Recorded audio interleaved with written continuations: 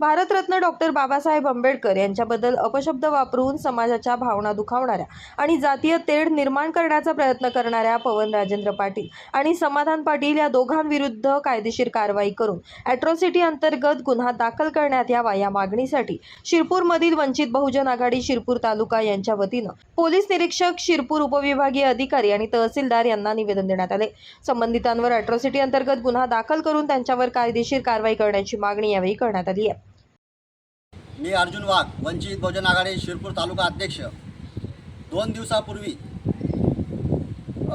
समाधान पाटील आणि पवन राजेंद्र पाटील राहणार रिसाळे तालुका शिरपूर जिल्हा धुळे या ठिकाणी या हरामखोराने सोशल मीडियाद्वारे इंस्टाग्रामवर बाबासाहेबविषयी काही कमेंट केली। त्यांनी डॉक्टर बाबासाहेब आंबेडकरांना म्हणाला की डॉक्टर बाबासाहेब आंबेडकरांनी तलवार नाही उचलली, त्यांनी तलवे चाटले, असं वक्तव्य, असे जातीवादक वक्तव्य आणि समाजात तीळ निर्माण करण्याचा प्रयत्न या हरामखोरांनी केलेला आहे। मी या व्हिडिओच्या माध्यमातून त्या हरामखोराला, त्या दोघं हरामखोराला, मनुवादी किड्यांना त्यांना सांगू इच्छितो की डॉक्टर बाबासाहेब आंबेडकरांनी जे या भारत देशाला राज्यघटना दिलेली आहे आणि आज तुझी आई, तुझी बहीण आणि इव्हन तुझी पत्नी जे थाटामाटाने आणि आज सन्मानाने जगते ना, याचं बी श्रेय डॉक्टर बाबासाहेब आंबेडकरांना जातं, हे लक्षात ठेव मनुवादी किडा।